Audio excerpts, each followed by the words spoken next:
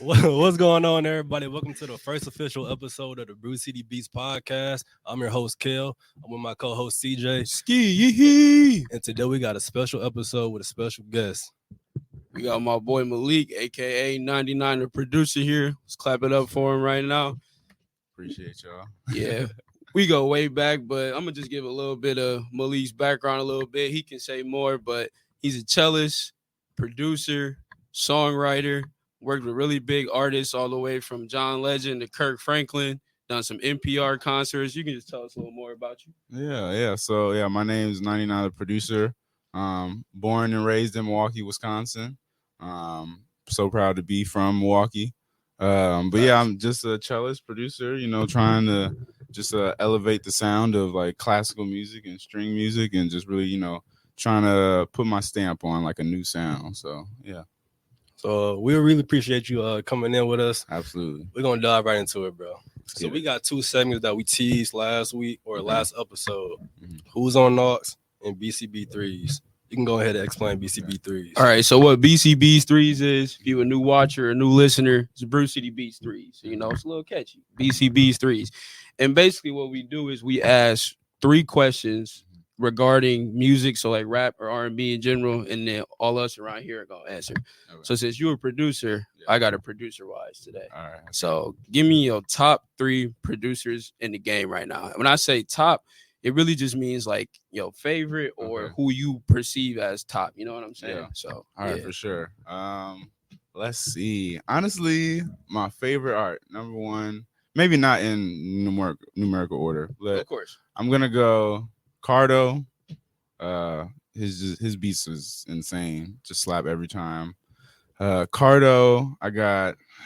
Whoo, it's a lot. Yeah, it's weird we put you on the spot. I know. Just for the I love what he's doing with like just embracing new sounds and stuff. Benny X, fire.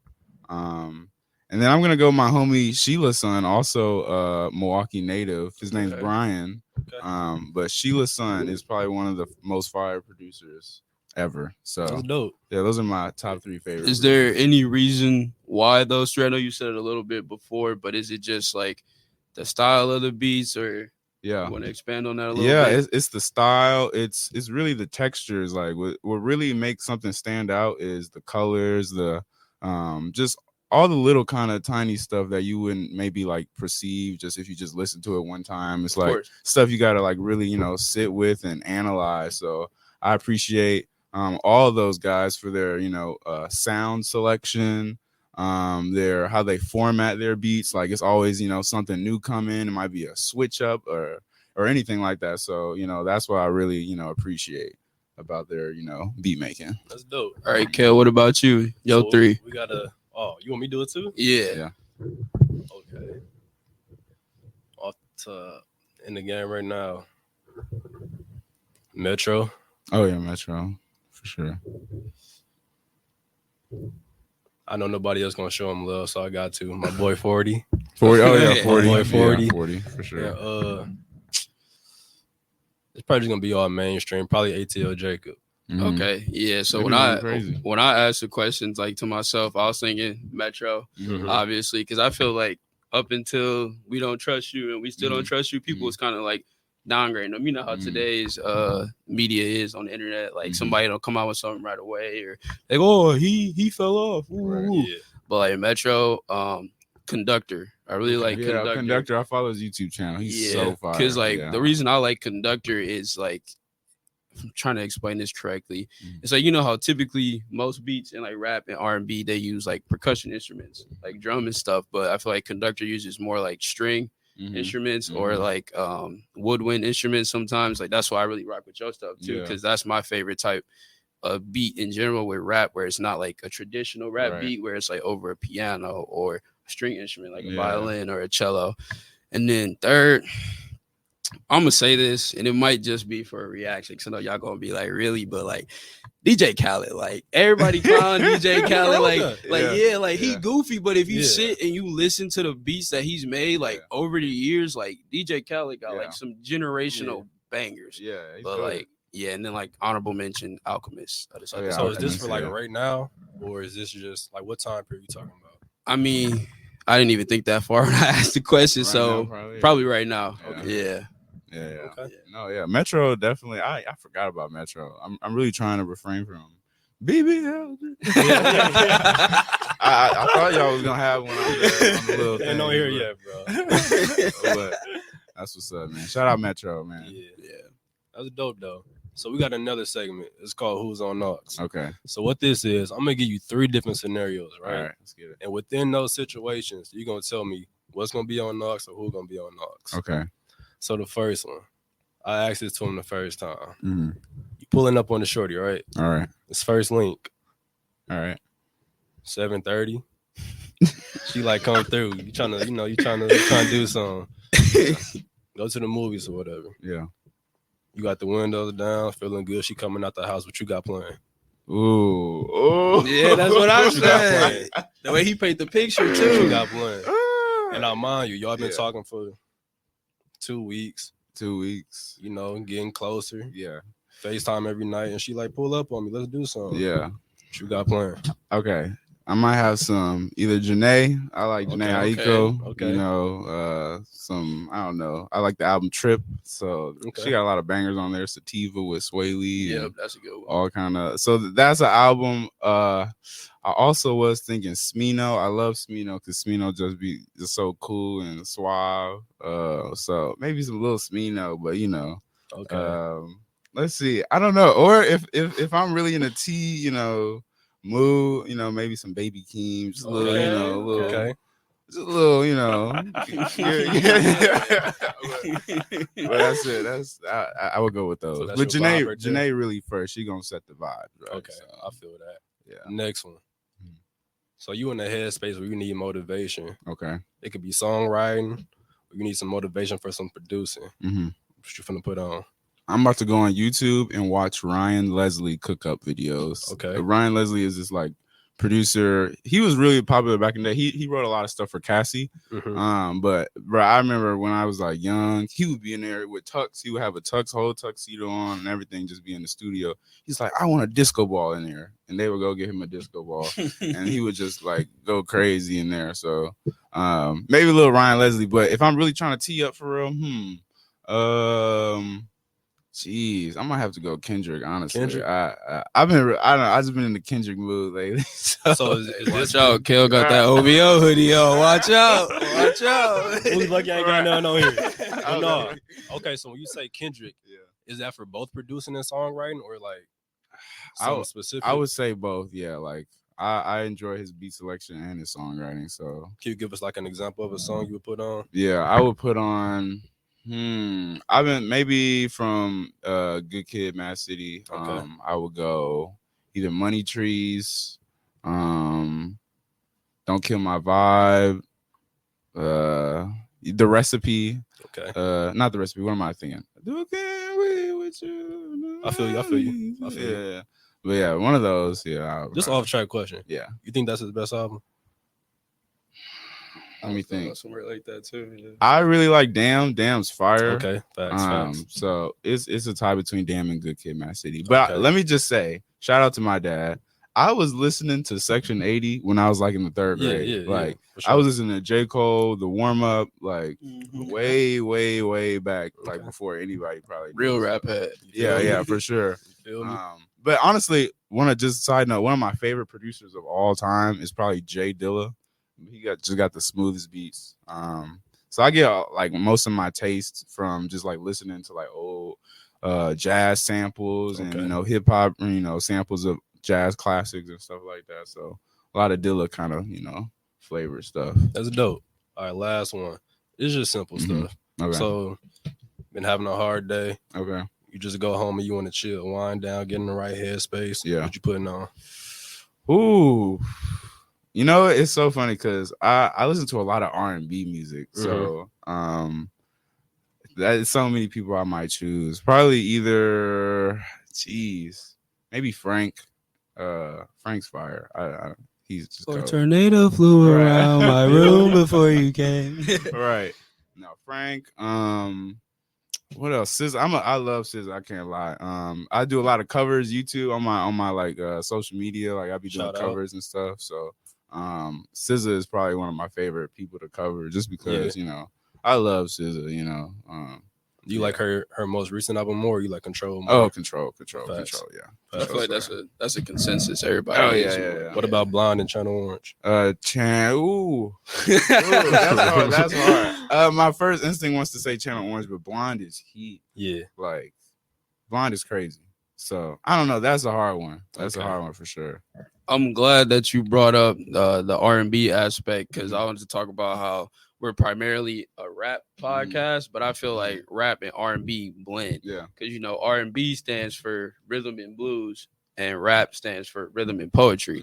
So it's just like really the only difference is what the artists are talking about or what the song itself sounds like. So I just wanted y'all thoughts on that. Like, do you think rap and R&B are one, or do you think they're separate? Because I got another segue into that too. But yeah, I think they're trying to make it separate now, but I think it is one, because I think even at the Grammys there's like a new category, like melodic rap, that they're trying to, you know, push forward. But I feel like it's all kind of, you know, just, you know, we're all, you know, singing, rapping from the heart, you know, basically all these rappers. It's the Drake effect, honestly. And you know, singing, you like that, Kale? Singing and rapping at the same time, you know, all that. So yeah, facts for sure. What you think? I mean, I agree with everything he said. I mean, R&B, rap. Well, let me ask you something. Why do they say hip hop / rap and then R&B separately? I feel like it's because of the rap that we have now. It's like it's a lot more trap rap or drill rap, and that kind of takes away from the R&B aspect of it. But if you go back to like the traditional rap and hip hop, like what our parents grew up listening to, or we were listening to like the early 2000s, it's more blended. But like you like separate it when like, you know, like you can't really call King Von R&B, like you know what I mean. But it's just like I felt like there's so many things. Because what else I wanted to say was, I don't know if y'all tapped into my guy Shabuzi. He like he's like a country artist, but he's black. And he started off, it was like hip hop and rap, but it still had like a little bit of a country vibe. I first saw him on Twitter about maybe like 6 months ago. And he was a dude who had like the viral TikTok song. Yeah, and he was on a song with Beyonce too, on Beyonce's country album. He's on the song Spaghetti. And I'm not even a big country guy. Like I listen to a lot of music, but I've been listening to his album a lot. And to me, he blends like that whole rap, R&B, and country. Like the first song on the album, y'all should check it out. It's called Horses and Hellcats. And he be out here talking about he riding horses like people drive Hellcats. And I'm sitting here, I'm like, ooh, but it's like it's got like the country vibe, but it's got like that soul that rap and R&B has. So like I feel like we're kind of shifting into like what am I looking for? It's like a type of music where it's like our time. It's like almost like how basketball is positionless. Like I feel like music is evolving in the genre. Yeah, exactly. I like that. Yeah, I was about to say, and that I kind of use that perspective with my music too, because I'm like a classically trained cellist, but I also do a lot of hip hop songs, and I do a lot of R&B songs and gospel songs. So I'm using like this old instrument, you know, from hundreds and hundreds of years ago to really intersect with, you know, the culture today. So I think, you know, just, you know, 2024, we're kind of tapping into all kind of stuff and bringing it together as one. So for sure. Yeah. I respect that. Let me ask you. So when it comes to artists like Gunna or A Boogie, what do you classify their genre as? You know, I would have had to think about that for a long time until he just brought up the melodic rap. Because I feel like too, like when I first started listening to A Boogie, it was like before he really took off. Like we all was probably like juniors in high school, and it's like when he dropped like that first mixtape with like my shit on it, like you know, and everything. And I was describing him to people who didn't listen to him. I was like, he's like a trap Drake. What you mean? I was like, he's singing and rapping, but it's about different stuff. But I feel like to me, he almost went for a little bit. A Boogie almost went pop. Because I wanted to see what y'all think about this too. When certain artists, they start off, they build like a fan base or whatever, then they make like 1 or 2 songs that go completely mainstream, and they like branch off and try to like replicate that sound to represent the fans that got them all that. But yeah, like his most recent album, A Boogie's most recent album, Better Off Alone, it was more like classic A Boogie roots to me. Because I feel like almost A Boogie to me was kind of shifting towards pop. Like it was more like it was a lot more singing than singing and rapping, but it wasn't R&B per se. Yeah, that's Go ahead. No, I was about to say that's what labels probably look for. You know, once they get a song that sounds, you know, poppy and stuff, and it takes off, they just want to replicate it and replicate it and replicate it. So I feel like that happens with a lot of artists. I remember even Coyle Ray was saying on her live, she was like, I want to tap into all kind of styles of music, and I don't want to just be boxed in. But my label, you know, they know I can do pop records really well, and that's what they really want. But, you know, I'm leaning toward, you know, a different sound. So I think it might be just like an industry, you know, thing. Like, you know, people from these labels want, you know, trying to make that bread. So, you know, let's get this song on as many, you know, radio stations and in the ears of as many, you know, kids and whoever is possible. So sure. It's probably, I don't know, that's what I think it probably is. You know? I want to go back to Better Off Alone. So you mentioned that you feel like he went back to his old style. As a project as a whole, how you feel about it? I like it. Like, it's really like, because I think from when A Boogie first came out, when I first quote unquote found A Boogie, like obviously I ain't discover him, but like when I first listened to him myself, it's almost just like that old sound, because it's the first album or project he had was Artists. Then he had a couple EPs, like he had that Not a Regular Person EP and TBA, the Bigger Artist. And like I feel like it was either after like the Bigger Artist, he kind of went towards that pop one. I think it's called Hoodie Season. That one, that's the one where like you was hearing it everywhere all summer. He had the song with Tyga, the one with 6ix9ine, like all that stuff was just out there. And then I feel like after that, it was more like, I don't want to disrespect R&B because I love R&B, but it wasn't the R&B that I want to listen to. You know, it was more like it was geared towards a certain fan base that wasn't us. You know what I mean? Right. But yeah, I really like the sound. Like, I don't know if you got a chance to listen to it, but like I'd probably rate it like a 7 out of 10. Yeah, it was. I'd agree with that. How you feel about one, the features, and two, like the samples and interpolations he had on there? Yeah, I like the features. I think sometimes certain artists might quote unquote misuse a feature, like the Future feature on there. To me, it felt like that was something he could have gave to Gunna or Roddy. Like, it wasn't like, but it was still like, I liked it. Like, it was just, you know, like I feel like he's tapping back into that original Boogie sound. Yeah. So, is there anything you've been listening to recently? Man, I've been trying to just listen to instrumentals and just flush out, you know, just stuff that I listen to a lot of music. So, just been taking a break, trying to just be quiet and listen to, you know, what I'm supposed to be doing right now. Because I feel like sometimes, especially as a musician, like music is always what I'm doing every time. So sometimes I just need to take a step back. But I have been listening to a lot of Janae just because me and my girl, we're going to go see her next week in Chicago. So excited about that. So that's about it. And her stuff's pretty calm. So yeah, for sure. Yeah. I was going to ask y'all too, because I remember 99 brought up radio. I was gonna ask y'all, like, radio versus aux. Like, how often do y'all actually listen to the radio anymore? 0. I don't listen to the radio. It's only on certain occasions, like if I'm going to work in the morning, Breakfast Club in the morning. Probably forgot my charger in the house or something. Regardless of that, always on aux. Yeah, never the radio. Yeah. I feel like too the radio itself is, I want to say, is dying out. But even like sometimes, like I'll be listening to the radio and I won't be the one driving. I'll be with somebody else. And you'll literally hear like it's like the same 6 songs on the radio. Absolutely. And I feel like it was like that when we were growing up, but it was different. It was more, there was more of a rotation, there was more content. But now, like, they be playing songs that's old too. Like, I was in the car probably for 20 minutes. I heard Water 3 times. Like, that's the jam, you know. But I'm like, dang, y'all gonna play this 3 times? Like, right. Yeah, that's crazy. So I know Boogie released last month.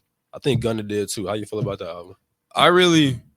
I like Gunna like a lot. Like, I know after everything that happened with the YSL, everything, there's people who be trying to say this and that about Gunna, but it's like, we're fans, bro. We're listening to music. You know what I'm saying? That ain't got nothing to do with us. Exactly. Like, if he put out good music, he put out good music. Right. And the numbers clearly show that people are listening. Right. But I like it. Like, I saw some people trying to say like it was his best stuff. I don't think so. Yeah. But I got kind of a slight hot take. I feel like Gunna might have like not the best, but like currently like one of the best like discographies like in today's rap. Because I just feel like, you know, everybody be like, he don't miss. Gunna is one of them people, like, he real life. Like, he got a song for every mood. He got a turn up song. He got a chill vibe. Got a lovey-dovey R&B vibe. Like, he don't miss. Who would you consider all in that like group when you talk about today's rap? Today's rap, just like just new artists or like people who I mean, probably within like, we can go from like 2010 to like current. Like, I'm not gonna lie, like I would really put Gunna's discography up there with like starting with like Drip Harder, the Drip Harder 2, to the collab tape with Baby, to just last summer, A Gift and a Curse. Like, it's just, I don't know. I think it's just because he one of them people, like, you know how certain rappers, they have like one sound and they stick to that sound and eventually it like falls off. Gunna kind of is like that more than not, you know what I mean? But it's consistently good. You'll get it. Like, it's not like, no disrespect, it's not someone like a DaBaby where like we all was messing with DaBaby sound. Then after a while, everybody was like, "Man, let's go!" Like, you got the same type of, you know. Like, I just feel like he is consistent. It's just like again, like a basketball analogy. He's somebody like, yeah, we'll throw him in our lineup. He'll get you 20 points. Yeah, no matter what team, just throw him in there. Right. So No, I love Gunna. Even in my college days, man, I had to. It was the one with when he's underwater, the cover. With the umbrella. Yeah. Whatever. I think Yao Ming's on that song. Yes. That's like one of my themes on, bro. Like, just get you ready, man. So shout out Gunna, bro. Facts. Well, I want to go back to what you said. Question for both of y'all. How do you feel about artists who like release music back to back to back to back?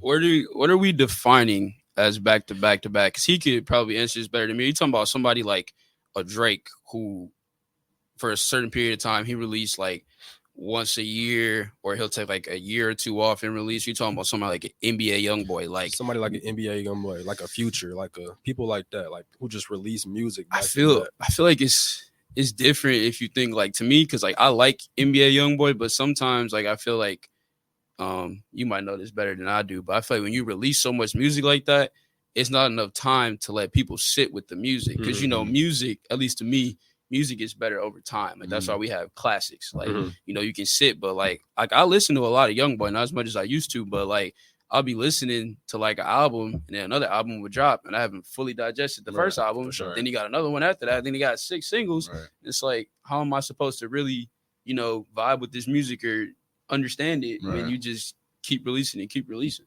Yeah, so yeah, I see both sides of it. I would agree. I'm the type of person who, you know, wants to digest the music and, you know, like really sit with it and, you know, reflect on it and listen back to find new things about it, you know, before, you know, I get a whole nother project with a whole bunch of other stuff. At that point, it could possibly start to get a little watered down. But I'm always, as long as it's quality over quantity. So that's what I would say. But I remember LaRussell, he's a rapper. He was just like, you know what, I'm recording stuff and I'm letting it fly because, you know, those are ideas you're putting out to the world, and, you know, you never know who might hear it and who might be inspired by it. So I see it from that perspective too, but it takes a lot. It takes a lot of work to, you know, just constantly put out content and recording that stuff. So whoever does it, I mean, big ups to them. You know, that's a great, you know, if it's good, if it's quality and, you know, you keep putting out, then that's W. But I personally like to, you know, take some time in between and, you know, let it sit. Yeah, I was going to say, as like an artist and a producer, what would you say, like, how often do you think you should drop music? Yeah, I would say, I don't know, whenever your heart feels like it. So for me, I would probably, and it also depends if you want to do an album, if you want to do an EP, if you want to do single. So in this climate, I would, you know, probably just do an EP or singles. And then when I have the attention that I'm trying to, you know, garner, then I would probably do an album. So I guess it just depends. I would ideally, so I already dropped the EP this year. It's called Her Symphony. Straight gas, y'all should check it out. Appreciate it. I would love to drop more music this year. So maybe a couple EPs, you know, a few singles, something like that would be really good for me this year. So that's what I would say for me or any other artist. So I got a follow-up question to that. You as an artist, like, how do you know what song should specifically be a single? Like, how do you know, like, oh, that should be the one, that's gonna be the one?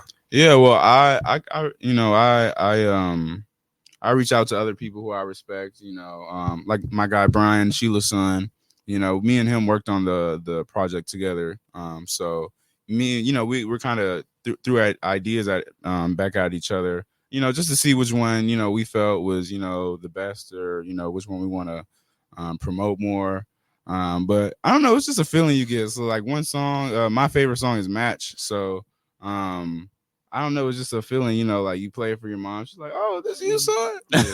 Like, You could be my match. Hey, right. For real. Yeah. I still want to do some more content with that that whole concept, but it's like a Valentine. I dropped it on Valentine's Day, so every year I can, you know, do something cool. But yeah, we got some stuff working. So That's dope. Mm-hmm. So what would like I see on like Apple Music and Spotify, they classify you as like R&B. Would you classify yourself as an R&B artist, or is it just like how we were talking about before, like that genreless aspect? Yeah. Like, I would say personally, I would say the thing I do is genreless, but I do like sing and stuff on there, and a lot of my stuff is written, you know, with R&B and like kind of melodic, you know, inflections and stuff. So I have no problem with being labeled as an R&B artist. But yeah, I just like making music and singing with auto-tune and stuff and just making vibes. So yeah. Yeah, I feel like that's just one thing in today's climate too. Like we always want to put a label or a title or something. It's like just let it be what it is. Yeah. Like let the artist or let the person describe what it is. Just put it out there in the world and see where it goes. Exactly. I want to pause right here. We're gonna come back to this, but I want to go back. How old are you? 25. 25 is crazy. We all 25, bro. Time is going. Wait, how old are you? We both. We all 25. Like, it's just crazy because it's like time just going. Yeah, it's not stopping, bro. Like it's crazy. But tell us the backstory on like how you got introduced to music, like what's been your influence and all that. Yeah, so I started playing music in the 3rd grade with an after-school program. They basically allowed me to learn how to play the cello. Through that program, I was able to meet my private teacher, Ravenna Helson. Shout out Miss Ravenna. She was really like a second mom to me, and she really showed me how to be musically expressive and how to communicate with my audience. So that's something I'll forever be grateful for. Shout out Miss Ravenna. Went to high school, went to Pius. I played in the orchestra there. So and during all this time, I'm also producing. I'm also producing music like on my laptop. So like I'm learning how to play the cello. Then I'm going home on GarageBand and trying to make beats with like string instruments and stuff. And I remember I'd be showing my dad these beats, and I don't know why. In hindsight, like them beats was trash, but man, that's probably better than anything we could have done. Nah, but he was like, "Yeah, son, this go crazy." And I'm listening to these beats like a long time ago. I'm like, "This is trash." Like, so, but no, it's all good. But yeah, so I was starting to do cello around like 5th, 6th grade. Then like when I got through high school. I didn't start making my own music till senior year in high school. I made this song on SoundCloud called Used To, and like people really liked that song. I was like, oh wow, I loved like, you know, seeing people's reaction to my music. So like this kind of want to make me want to make more music. So that's what I did. You know, I went to DePaul to study cello performance. So I graduated with a degree in classical music. So yeah, I just kind of kept going, kept progressing in the cello. I met a lot of people during college in Chicago that like really made a huge impact on my career. Matt Jones Orchestra just allowed me to do the cool stuff with John Legend and Kirk Franklin, and all that kind of stuff was through that orchestra. That was a quick flex. No. He had John Legend. Kirk no, Franklin. It's crazy because okay, subtle. Oh, you mad because I'm styling on you? No, for real though. But yeah, I was literally 19 hanging out with Kirk Franklin in the studio. Like it's kind of wild to think about. So definitely blessed. But yeah, it's been a journey, man. I always say the journey is more important than the destination. So I try not to like get caught up on, you know, just the Grammys and he played with this person, he know whatever, like, you know, just trying to stay on my own path, just me versus me kind of, you know, outlook on life. So that's dope. Yeah. I know that you said like you're really not trying to focus on the Grammys or he played with this person, but to us, like people who go to concerts or listen to these artists that you're with, like to us, that's like, oh, he made it. Like, you know, obviously I know you have bigger goals and you have more that you're going to achieve, but based on all those people you've worked with or all those projects you've worked on, like what was just your favorite part about being in those type of rooms? Like, was it, you know? Yeah. I would say my favorite part of being in those rooms was just being around the people, you know, that I was with. Like I was around some really great people and some really great musicians. who I still look at as my family today. So that was a really great part. And also just seeing how, you know, we can start something and then, you know, months later, might take months or whatever. It could take years, honestly. You know, sometimes in the music industry, it gets like that. But to finally see it come to fruition is really dope. Like to see, oh, wow, like I remember we recorded these strings in this, you know, studio, and now I can listen to it on Spotify and see my, you know, name in the credit or whatever. So that's really fulfilling for me. So That's dope. yeah. Yeah, I remember I told my granny that when I saw that you won a Grammy with Kirk Franklin, I was like, my boy won a Grammy with Kirk Franklin. She was like, Kirk Franklin. I was like, yes, Kirk Franklin, Revolution Kirk Franklin. Yeah. Like, no, like, yeah, no, we proud of you. You big here in the city, man. Like, you always got love here. Appreciate it, man. I'm trying to show Milwaukee the same love. Pretty soon I have a company called Torre Strings. It's just basically a music entertainment service where people can reach out to me and I can come to, you know, play at your, you know, venue or whatever. But we're also going to have some like free concerts for the community and stuff. So we're definitely working on some things to, you know, have a good time in Milwaukee and sharing music. So that's dope. Now, can you like guide us through like the process of you producing? So like from the time you get an idea to the finished product, like what goes on through that process? Yeah. So I would say about 90% of anything I produce, I'm putting my cello on. So 9 times out of 10, I'm starting. Like, I don't even have to have something in my head, like a melody. I'll just, you know, pick up my cello and I'll just start like playing random notes. And then I'll get my first layer in and then I'll just keep building from that layer. And then it turns into something like, it's like literally drawing a picture. Like every time I record, it's like, all right, done. All right, now listen to that. And I would do something over that. And then I do something over that. And then as I like keep going, it turns into like literally like a symphony. So I'm just stacking myself, all kind of, you know, stuff. And then recently now I kind of turned into a sample maker. A sample maker is just someone who just like literally makes the sample and then they'll send that sample or audio without any drums to a producer who will put drums on it. So that's how a lot, honestly, of, you know, industry work goes, is like these people will just make the melodies or the sample and then send it out to people to put like some hard drums on. So that's what I've been doing lately. Like me and my guy Brian, I would say I would mainly do the melodies, and he would be in charge of like the bass and drums. So it's really dope to see, you know, how it all can, you know, come together. Okay. I just got a question for you too, because you know I know you for a minute. So like, when did you realize like you were it? You know what I'm saying? Like, cause it's just like, cause like growing up, I remember you would tell me, you would be like, oh, I got this concert, I got this. I'd be like, oh yeah, my boy cold. But like for me, I realized you was cold when I remember you told me you was going to DC. And you know, you didn't tell me what you was going to DC for. Now I look on Instagram and this dude was shaking hands with Michelle Obama. Oh, you mad because I'm styling on you. He came back. I said, bro, what? He's like, I told you I had a gig in DC. But I'm like, you ain't told me that. Like, so yeah, like, yeah. When did you realize, like, you know, I'm him?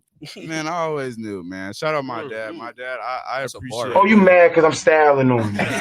Feel me? No, I really appreciate my dad specifically because he always puts that motor in my back, like to like, you know, where that content at, son? Like, let's like, where's the music at? Like, where's the hip hop? He be sending me texts like, where's the hip hop? Like, because I be sending him stuff. So, but yeah, no, like I said, I was in 3rd, 4th, 5th, 6th grade making beats with the cello, and I was like, man, ain't nobody in the world doing this. I'm making like hard beats with trap drums, and I'm playing my little cello on there, bro. Can't nobody do what I'm doing. So, I would just say that, and yeah, even today, like I feel like, so what I do specifically is a very, very specific niche, like with the whole, you know, playing a string instrument and bringing this other genre into it. A lot of people say it's like, oh, it's like Bridgerton, like, you know, the stuff we're doing. So, I really see that people love like the kind of content I'm, you know, making right now, and you know, the type of music that I'm performing with other musicians. So, it's just, you know, just seeing all the feedback over the years really kind of gives me the confidence to, you know, just keep going and just keep doing my own thing. So that's dope. Now I know you mentioned your pops, Brian, your teacher. Do you have any like other inspirations, like when it comes to music? It could be like artists you like or anybody else in your life. Yeah, I would say my dad's probably one of the biggest ones. I kind of name drop most of them, but obviously gotta thank the creator, God, for just blessing me with the talent. God did. Absolutely. I think we got something with that. That's the closest we gonna get. Yeah, man. Go ahead. That was funny. But yeah, man, honestly, okay, so I feel like there's two parts of me. There's the cello side, and then there's the producer side. In the cello classical world, there's like a whole bunch of stuff like that doesn't really get talked about too much in like the modern culture, just like with types of composers and the types of ensembles that you can create with different instruments and stuff. So what really inspires me on the like cello musical side of my life is some of the musicians that I know personally. So Jessie Montgomery is she's one of the coolest people on earth. She was my camp counselor when I was at a string camp called Sphinx, like when I was in 8th grade. But it was basically a camp for all Black and Latino string players. That's dope. And it was only for 32 kids around the U.S. So I went there. That's another flex right there. Yeah, Oh, you mad because I'm styling on you? But yeah, so it was like real small. But that was the first time I saw like Black teachers, Black professional musicians, like all on one stage playing their violins and cellos and going crazy. And they were playing music that I never heard before. And it wasn't just like your typical Bach, da, da, da, da, da. It was like intricate. It was like they were giving like all kind of like, it was just so, it was like syncopate. It was like just all, it was just perfect. I don't know how to explain it, but if you guys ever have the time, check out this song called Strum by Jessie Montgomery. Strum. Yeah, Strum. And it's for string quartet. So 2 violins, a viola, and a cello. And it's probably one of the most coolest pieces you'll ever hear. It's just like, you feel like you're walking in like on some stars or something. I don't know, just in the sky. It's fire. But yeah, so that's another, big inspiration, the composers that I know in real life. Caitlin Edwards. She's a violinist, one of my good friends, just amazing performer. Yeah. So yeah, I would just say those are a few people who kind of inspire me too. That's dope. I just added Strum to my library Yeah. as we speak, because it's gonna sound like y'all gonna be like, oh, he capping, he doing this, but I actually listen to classical music like here and there. Like it's just like I listen to music when I do everything, like from the time I wake up, from the time I go to bed, And I realized when I was doing homework, it was easier for me to focus, like listening to classical. Like obviously you would know more composers than I would, but I would just have like just a classic like Beethoven or Mozart, and I just literally like I have like the full symphony. Some of them songs in reality they like 10, 15 minutes. Oh yeah. So I'll just be sitting there doing homework because like if I'm listening to a rap song or R&B song, I'll be doing my homework, but I'll start singing. I'll start, moving around. But if I just have like the instruments, like it's just like to me, it's like background, white noise. Like I'm one of those people where I work better with noise.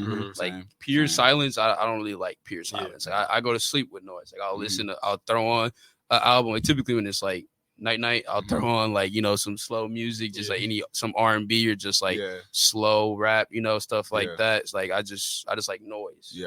So I know a little bit of the composers, but man, it's a whole different world, man. I'm trying to it's really cool now because now it's a lot of Black and brown like composers and musicians that are really emerging in the scene. So I love to see it. And actually, Jessie, this is her last year of being the composer in residence at the Chicago Symphony Orchestra. So the CSO is probably one of the top orchestras in the country. So she's able to write pieces for them like for 3 years now. I think this is her third and last year of her residency, but she's a really big deal. She won a Grammy. She literally won a whole Grammy.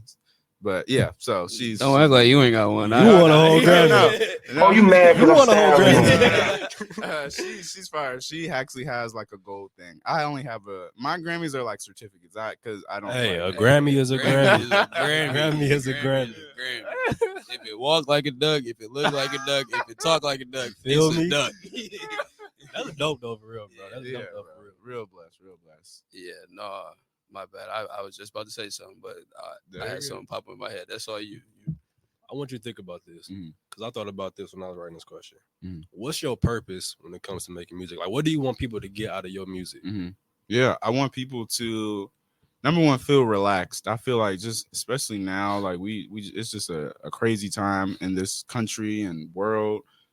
So I want them to get a sense of just ease, just Mhm. tranquility. Like I want you to just take a moment and just, really appreciate the music that you're hearing. So that's number one. I want them to be happy, joyful. I want to bring communities together. That's what, and I've noticed it's so crazy because I perform like at lots of places. So I perform in front of old white people, old black people, young people, babies, teenagers, and all of them love when I play covers and stuff like that. So that's one of my biggest goals for this year specifically is making this into a physical, space where people can come together and enjoy the sounds of music. So just peace and love and just good vibes. That's what I'm really going for. Going back on like that composing aspect, have you ever had the desire, or has anyone ever approached you for like composing for like a movie? Because like with movies in reality, especially like a scary movie, what makes the movie scary is the music or the background sounds. And if you look at most of the movies, anywhere from comedy, action, horror, there's a lot of string instruments that are used. And so like, have you ever had the opportunity, or have you ever thought about wanting to do anything like that? Yeah, so when I was in college, I actually scored my first and only film as of now, called Evil for Evil.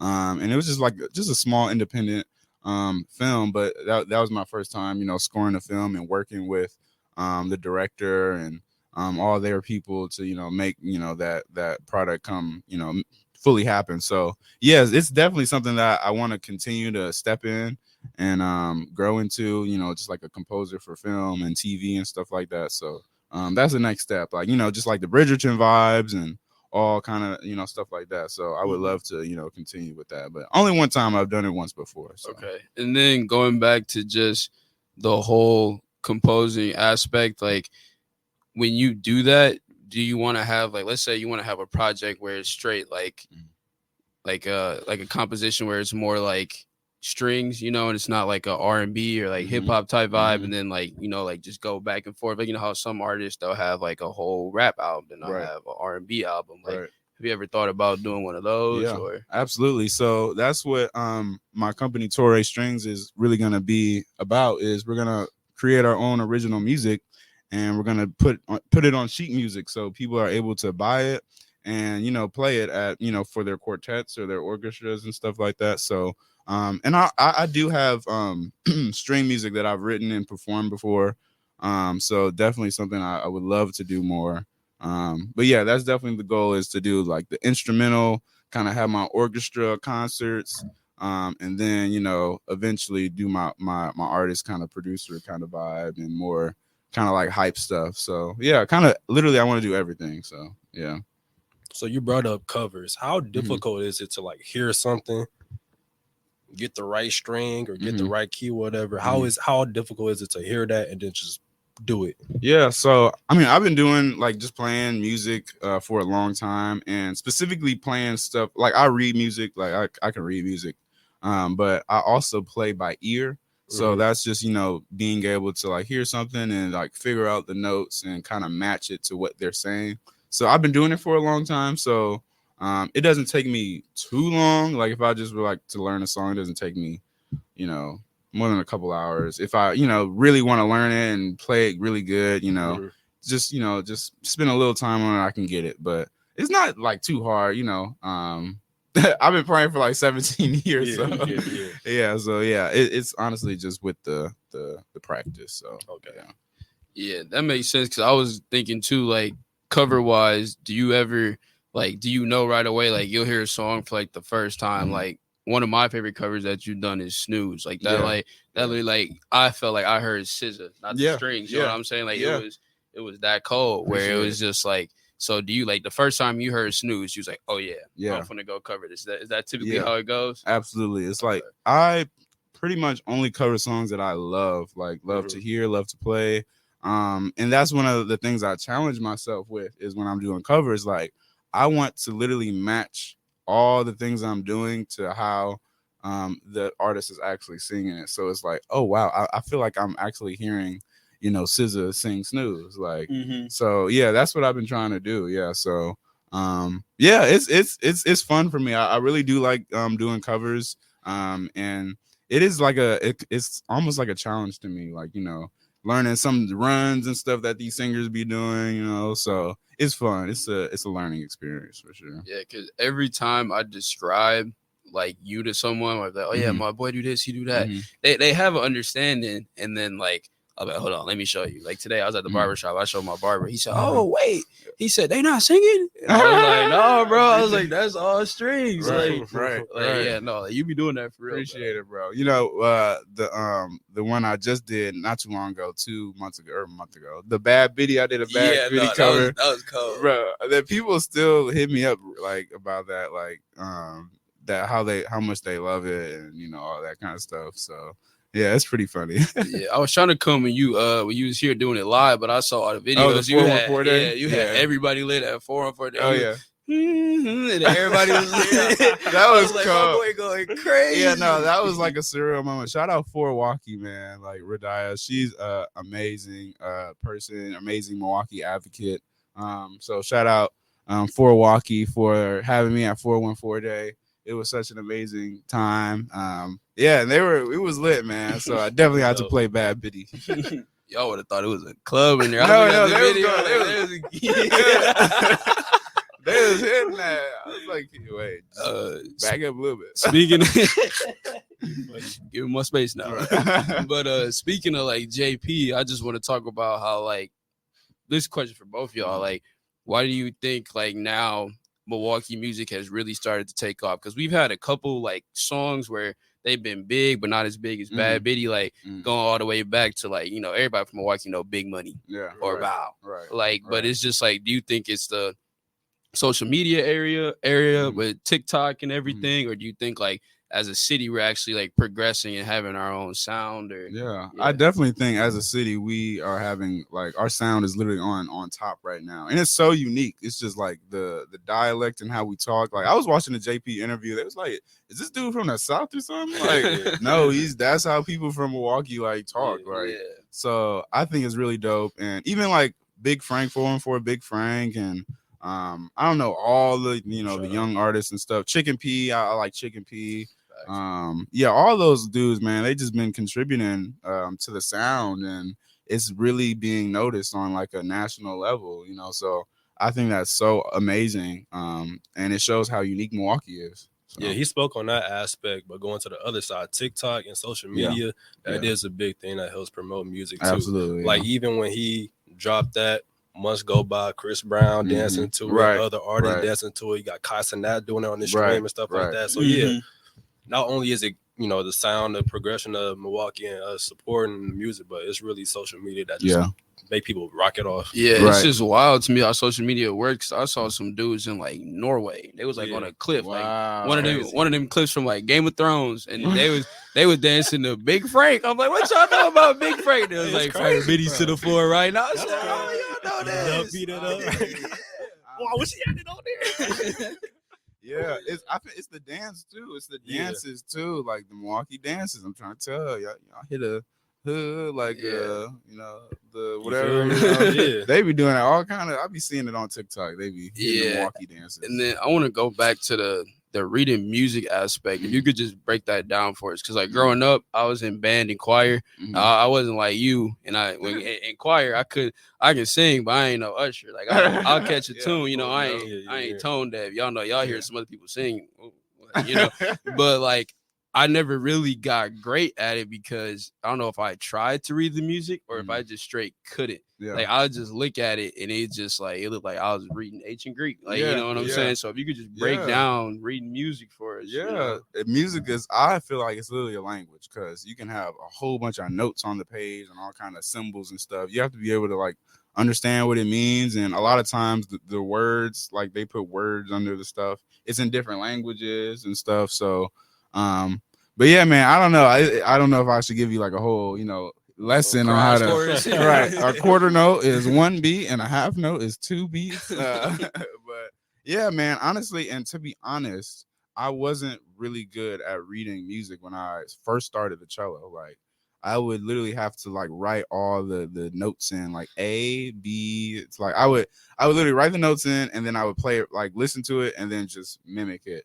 And I was really good at that. So that's why I'm able to like do covers so well, is because back in the day when I first started learning, that's the only way I could like really play it, because I couldn't really read the music. But honestly, in high school, I took AP Music Theory, and that really, I mean, it was kind of hard, but that did help me, really finally understand, like, oh, that's how it kind of breaks down, and that's how this chord works with that chord, and this is a part of this scale and all kind of stuff. So it's a lot that goes into it. So like before that class, would you say you was pretty much like Devin Miles, like off drumline, like no,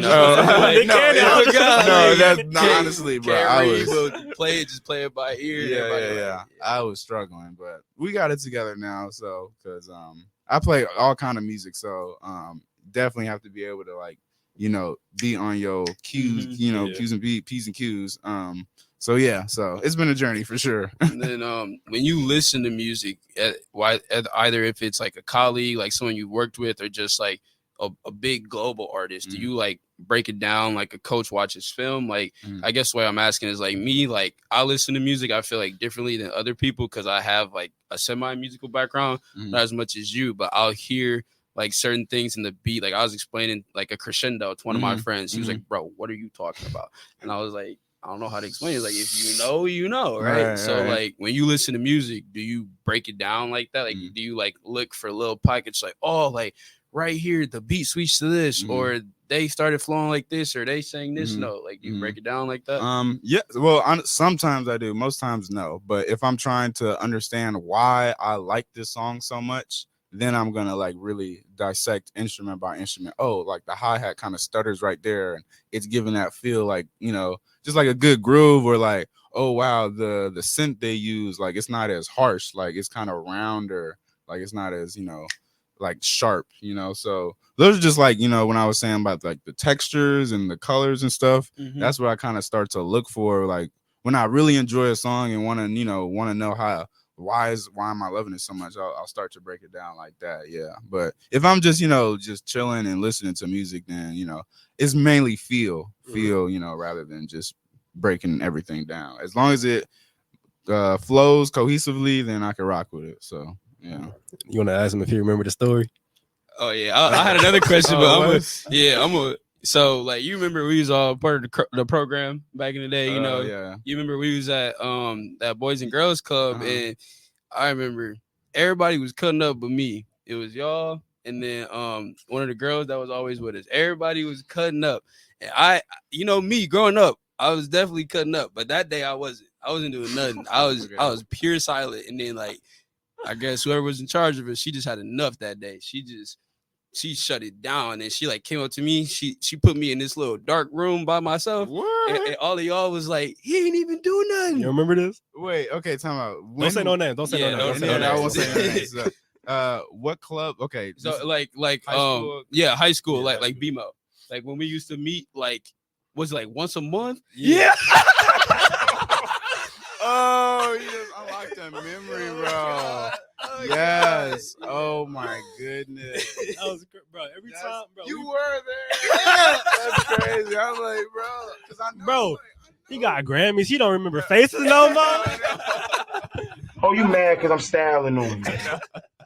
I'm actually weak. Wow. Okay. Yes. Okay. I'm with you. That's we just had to bring that up. That's so funny. That's crazy. Yeah. Like the moment I told him, I was like, I'm trying to get Malik on the pod, and he was like, "You think he remember when that happened?" I was like, "We might have to unlock." Yeah. it. You definitely unlocked it. Dang, that's crazy. That was crazy. I remember I came back. I told my dad. He said, "She put you in a dark room." I said, "Yes, bro." I said, "This time our real life ain't do nothing. Y'all That's was real great. life. Y'all was Johnny Carter for me." They was like, "CJ did nothing," and she was like, "I don't care." And it's crazy because one of the main reasons I remember, because I got my phone took in that time. He let me use his phone so I could Snapchat my girl at the time.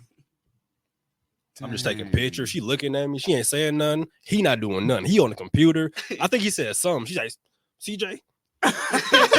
Like I might have laughed when y'all, because y'all was cutting up like more than like how I used to cut up. Yeah, but then I really like laughed because it might have been you. You said something because we was flaming back in the day. It might have been a little James Brown joke. Watch yourself, and then I just started dying. Dude, that's crazy. Yeah. Wow.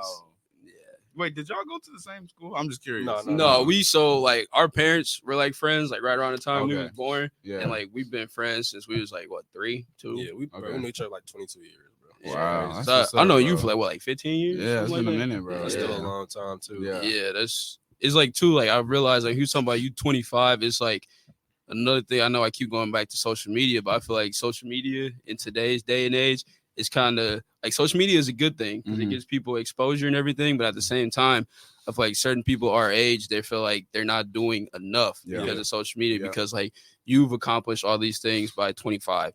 We've done other things by 25. Everybody's on their own path, but I just feel like that whole social media aspect, because there's some people who live life lit on social media, and you catch them in real life and you're like, what's going on? Versus like the opposite. So I think like, it's just wild, like us knowing each other for that long of a time and then being able to come back here and it's still like we was just like hanging out yesterday. You know what I'm saying? Like, so it's just And then I had another music question for you, man. My brain just be going everywhere. Good. But we was reminiscing, man. I know you got some. I'll probably. I mean, I just had a few more, like, I ain't gonna say fun questions, but just some miscellaneous questions. Top 5 rappers. Top 5 rappers. All right, boom. Let's go. Top 5 rappers. All right. Who do I got? All right. I got Drake at number 5. I gotta put Drake in there. Sorry. Drake number 5. Rappers. Wait. Before we keep going, let me ask you. No, for sure. What? So when you saying top 5 rappers, what's your criteria? Like, is it just like who you like the most, or like who I like the most? Who's like been like just around for the longest? Like, who's been on top of the charts? Like, next photo. I want to go be the next photo. You got bro blood right now. I'm weak. Top 5. Okay, wait.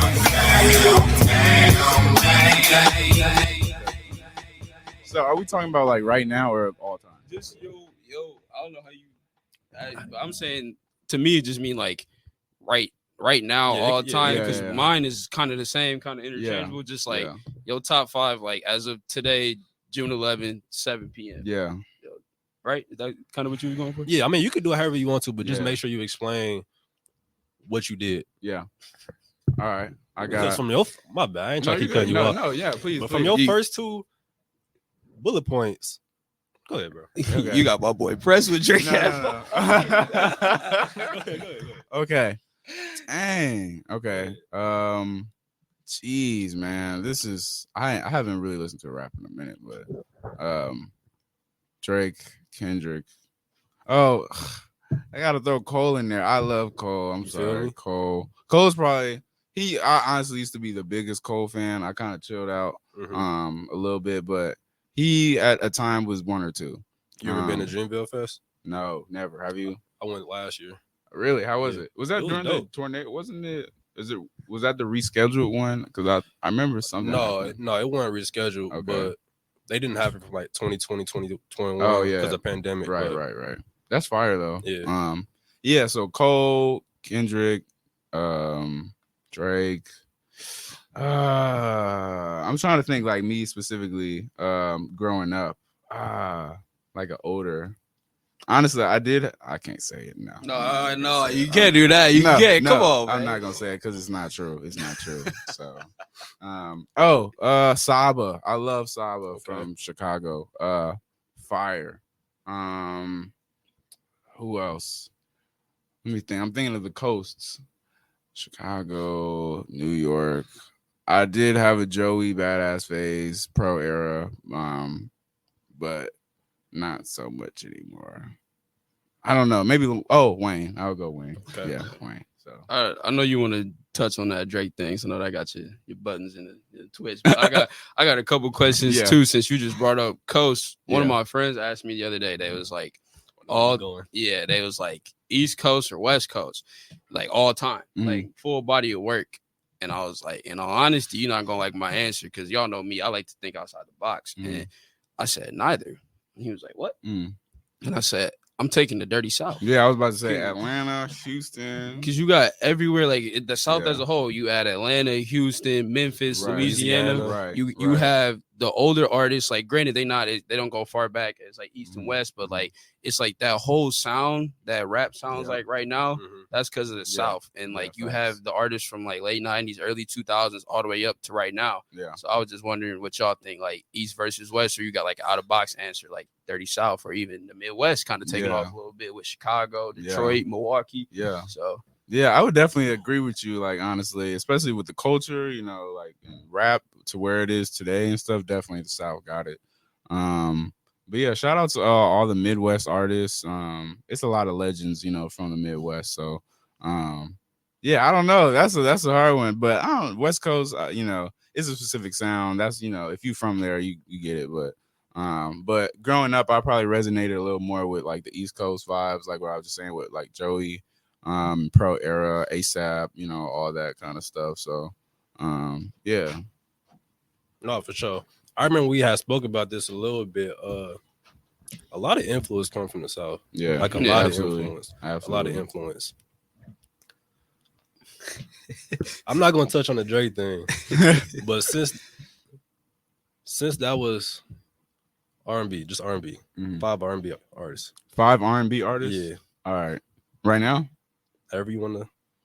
It can be right now, all time together. Ooh, okay. However I'm gonna go. I don't know if y'all know, but his name's Joe. He's they say this is a big rich town. Yeah, that's Joe. So Joe's fire. Another R&B. I got Usher. Usher's goated. Jeez. It's a lot. I like a lot of SZA. I had a big Kehlani phase. But I feel like we all did around like junior, senior year of high school up until like freshman, sophomore year of college. Yeah. Shout out my boy Kyrie. Man, come on. That's shout out my boy Kyrie. OVO camp over there doing, you know, everybody bogus. Damage control. Right. But yeah, man, I don't know. I feel like it's just all over the place. Who else? I'm blanking. I'm super blanking, but it's all good. Yeah. I got a question for both of y'all too. Like, since we were just talking about the rap and everything, like for both of y'all, would you like rap wise, when you listen to a rap song, do you want your rap song, do you listen to it because of the beat, or do you listen to it because of the lyricism or the flow? Because like me, I'm in between like both. Like I'm a really big beat guy. Like I like the trap beats. I like the conductor type beats. I like the Alchemist beats. I like your beats. But like at the end of the day, I feel like for the most part, it's the beat that catches me. That's why even like, I ain't gonna lie, I be jamming the Sexy Red a little bit because it's the beat. It's the beat. So like when y'all listen to rap, like primarily rap, do you look for the beat or do you look for the lyricism? I mean, go ahead. I started last time. I feel like it depends on who the artist is for me. Like if it's somebody I know can rap, it's like, okay, I know you for this, so this is what I expect. But if it's somebody like a Sexy Red and you just want to get lit and you just feeling that, it all depends on who the artist is for me, to be honest. Yeah, I would agree with that too. It just depends because, you know, with the artist, you know what you like to expect most of the times, unless they coming out of like left field with something crazy. But I personally, as a producer, listen for the beat. You know, if the beat isn't like really, you know, catchy or, you know, if it's just too busy or if it's just, you know, just not hitting, you know, then I'm probably not gonna like the song for real. But yeah, I definitely believe that, you know, producers definitely should get more credit in their process of, you know, making a song, because without the beat, there is no song. So yeah. Yeah, I'm glad you said that, because I could be wrong, but like growing up, when I really started tapping into rap, I realized I didn't really see that many like producer-led albums besides like DJ Khaled. Like, you know what I'm saying? Where it would be like a whole producer's album, and then like it's DJ Khaled featuring Future, Drake, Kendrick Lamar, you know, and then now you got like Metro doing it, other people are doing it. So I think like, I don't know if that's always been a thing and I just didn't pay attention, or if it's more like it's catching stream now. You know what I mean? Like, I don't know either, but I know, you know, people in other genres, like, you know, DJs like Calvin Harris and all of them, you know, they same Marshmello. Kind of, exactly, same kind of vibe. So yeah. And I just got one little thing. It was a segment I came up while I was driving here. We're gonna start doing it every time we got an artist on here. So it's called Bar for Bar. I'm gonna give you a bar from one of your songs, and that's it. Yep. Got him. I'm gonna give you like a line from one of your songs, and I want you to tell me what song it is, if you do know, because you know you could be like Lil Wayne, so like, you know, you could be like Lil Wayne. So I'm gonna give you something from one of your songs. All right. Then I'm gonna, you know, just have you tell me what song it is and the meaning behind that bar, or if the bar is true. All right. I like this. All right. Okay, so first bar, right? Okay. I'm about to go to Tanzania. Caught my dad a chain. Yeah, that's Somewhere Out of Space. Yeah. From Georgia. Yeah. Pretty sure that was Somewhere Out of Space. I literally got back from Tanzania and I got my dad a chain. Like it was with Maasai Warrior on it. Okay. So it was a shout out my dad, man. That was just basically I literally got my dad a chain. It was like a wooden. Oh, you mad because I'm styling on you? Yeah, but I caught my dad a chain, you know. Shout out my dad, man. I just had to throw that on there because that's my favorite song by him. I tell him that all the time. Like Somewhere Out of Space, that song is a bop. Like I go bar for bar for like we at a concert. You be going, I'll be under your face like they be like. That's good. I appreciate you, brother. Song, bro. Yeah, appreciate it. That's hilarious. Yeah, that was one of my favorite songs too. Yeah, that was my college days too. Hilarious. Yeah. Okay, I got two more for you. Got it. That one I had off the dome. Yeah, that's what's up. I'm telling you, bro. I be my dog. All right. I know for sure. He really be hyping you up. Like I appreciate you, bro. I appreciate you. And it's genuine like love. It's not even glazing. Like I be telling everybody, I'm like, y'all understand, like he doing a different type of sound. And it's like you know how sometimes like everybody, especially in Milwaukee, everybody knows somebody that rap. But everybody don't always know somebody that rap. You know what I'm saying? Or make music. I shouldn't even say rap. That's disrespectful to you. Make music. You know what I'm saying? And like he said, I really like anybody that like music at all. Like when we was starting the pod, I was like, I'm gonna have my boy on there. Like, oh, what type of music he make? Like I said, I explained it. They're like, oh, really? I send them the EPs. I'm like, y'all check it out. Send the coverage. Like, oh yeah, like that's what's up, he do that for real. Yeah. Like, so my next one. Appreciate you. Yeah, anytime. My next one. You want me to just do one line? You want me to do two, or you know your music like that? Or I'm gonna try to do one line. Let's see. Okay. Each time I try to escape, I pray to God not to let me fail and to take my doubts away. What? Let me find out. Oh, wait, say that one more time. Bro got a ghostwriter. Let me find out. Each time. Oh my God. Whoa, is this? Oh, say that again. Okay. Each time let me find out. Is it Ghost? Is it Ghost? It is not Ghost. I'll give one more time. I'll read it back for you. I'll read it back. Each time I try to escape, I pray to God not to let me fail and to take my doubts away. Dude, I could give you a project. I will say it's a long, like we was like freshmen in college when this happened. So about 5 years ago, almost 6, 7. So, wow, we're old. Dude, I mean it's probably facts, you know. Shout out my God, man. But amen. I I have no clue. I'll give you the EP and then you can all right, guess give that me the studio. EP. Okay. Studio 204. Give me the line one more time. Let's see. Each time I something. Yeah, I was just listening to this For real? yesterday too. But you know, sometimes Is it the plan? Ooh, close. I'm terrible, man. These days. He said, I forgot I even made that song. That's crazy. Shout out These Days, man. Shout out These Days. That's dang, I can't believe I can't remember that. Yeah, I don't even know how I started. Don't call my phone because I probably won't be. That's funny. Yeah, that's a good one. All right, I got one more, for two. And it's a newer one. So if you don't get this, we might have to dig up some reference tracks. Oh no. I'm weak. Okay. All right, let's get it. I got it. Taking off. Never sleep. My mind is taking off. Never sleep. My mind. Soul Ties. Oh yeah, there we go. See. Yeah. Oh, okay. Ghostwriter allegations are beaten. That's dope, bro. Yeah. Soul Ties. That's one of my favorite songs. Just basically, just fighting. Sometimes, you know, I fight with myself, and you know, I try to be a better person, and you know, I don't want to, you know, stick to the things that kind of hold me down and stuff. So, Soul Ties is just basically just me saying, you know, forget what everybody else is saying. Like I'm gonna do my own thing and, you know, follow where God wants me to go. And yeah, that's pretty much the gist of the song. So That's dope. So yeah, unless Kel got anything else to say before we wrap it up, is there anything you want to promote you got going on? A single dropping soon, an EP, maybe a show here or Chicago, because we got artists and people that listen like in Chicago all the way to like Florida, everything, Milwaukee area. So if you got anything going on, let the people know. Yeah, I would just say you guys can tap in with me on all social media at 99theProducer, 99theProducer.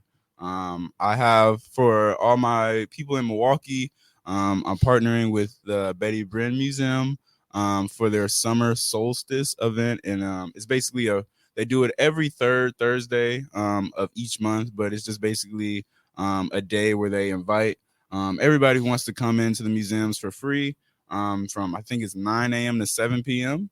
And we're just basically highlighting things that are good for your soul. So I'm playing my cello because it's, you know, it's good for my soul and I want to share it with other people. So bring your little kids, bring your little ones, bring, you know, your friends, your girlfriend, your mom, your granny. That's on June 20th. It's really early though. I'm playing at like 10 a.m. So yeah, slide.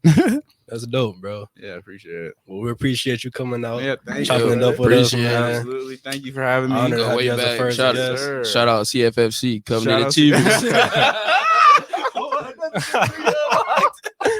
But thank you. I'm so weak. To the depths of his brain today. He was like, what? Hey, when we told that story, he's like, oh, that was you. Yeah. I was like, that's right. Yeah. We appreciate y'all for listening. Again, thank you, 99, for coming out. We got a lot of stuff coming your way. Y'all stay locked in. Absolutely. Appreciate it. Yep.